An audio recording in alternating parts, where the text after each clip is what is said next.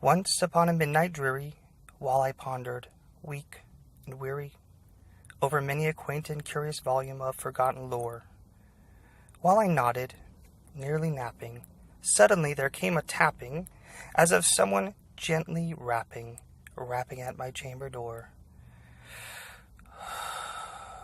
"'Tis some visitor," I muttered, tapping at my chamber door. "Only this, and nothing more."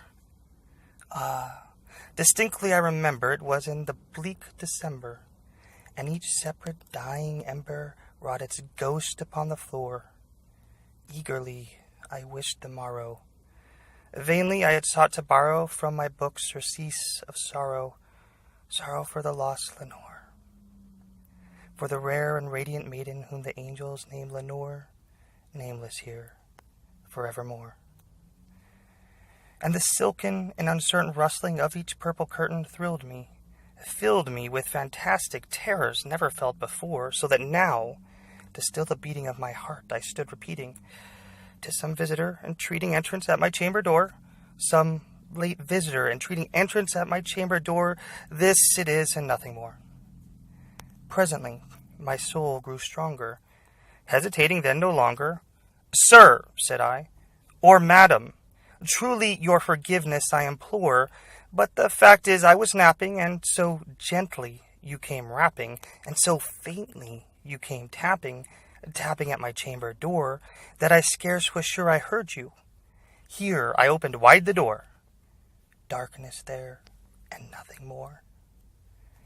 Deep into that darkness peering, long I stood there wondering, fearing, doubting, dreaming dreams no mortals have ever dared to dream before.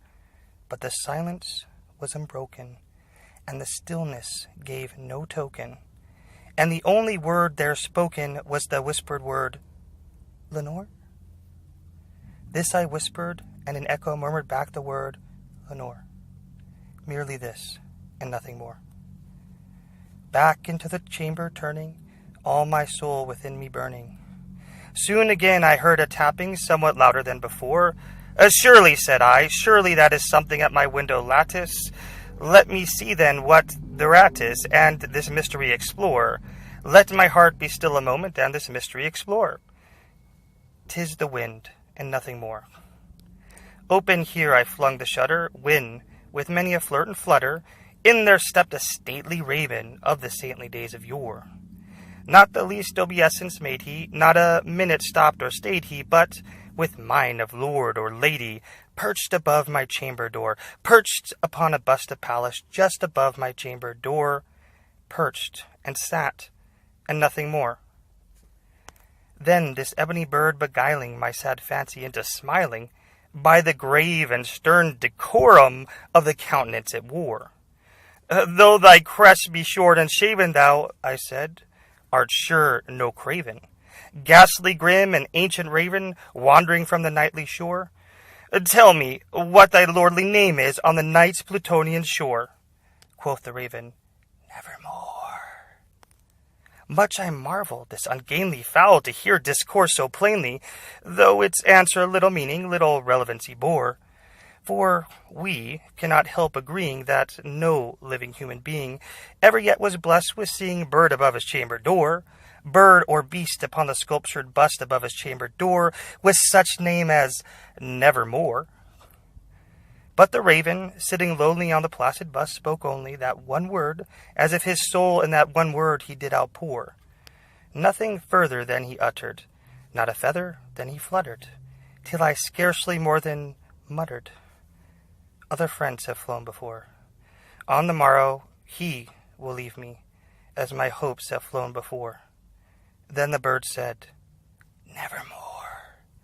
Startled at the stillness broken by reply so aptly spoken, "Doubtless," said I, "what it utters is its only stock and store, caught from some unhappy master whom unmerciful disaster followed fast and followed faster, till his songs one burden bore, till the dirges of his hope that melancholy burden bore of nevermore." But the raven, still beguiling all my fancy into smiling, straight I wheeled a cushioned seat in front of bird and bust and door. Then, upon the velvet sinking, I betook myself to linking fancy unto fancy, thinking what this ominous bird of yore, what this grim, ungainly, ghastly, gaunt, and ominous bird of yore meant in croaking, nevermore. This I sat, engaged in guessing, but no syllable expressing, to the fowl whose fiery eyes now burned into my bosom's core. This and more I sat divining, with my head at ease reclining on the cushion's velvet lining that the lamplight gloated o'er, but whose velvet violet lining with the lamplight gloating o'er she shall press, nevermore. Then methought the air grew denser, perfumed from an unseen censer swung by seraphim whose footfalls tinkled on the tufted floor. Wretch, I cried, thy God hath lent thee, by these angels he has sent thee, respite, and nepenthe from thy memories of Lenore. Quaff this kind nepenthe, and forget this lost Lenore. Quoth the raven, nevermore. Prophet, said I, thing of evil, prophet still, if bird or devil, whether tempter sent, or whether tempest tossed thee here ashore, desolate yet all undaunted on this desert land enchanted, on this home by horror haunted. Tell me truly, I implore, is there balm in Gilead?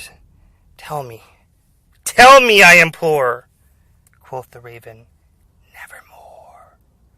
Prophet, said I, thing of evil, prophet still, if bird or devil, by that heaven that bends above us, by that God we both adore, tell this soul with sorrow laden if, within the distant Aidenn, it shall clasp a saint and maiden whom the angels named Lenore, clasp a rare and radiant maiden whom the angels named Lenore.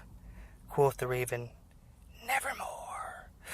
Be that word our sign of parting, bird or fiend, I shrieked, upstarting. Get thee back into the tempest and the night's Plutonian shore. Leave no black plume as a token that lie that thy soul has spoken. Leave my loneliness unbroken. Quit the bust above my door. Take thy beak from out my heart, and take thy form from off my door. Quoth the raven, nevermore. And the raven, never flitting, still is sitting on the pallid bust of Pallas just above my chamber door. And his eyes have all the seeming of a demon's that is dreaming, and the lamplight o'er him streaming throws his shadow on the floor, and my soul from out that shadow that lies floating on the floor shall be lifted nevermore.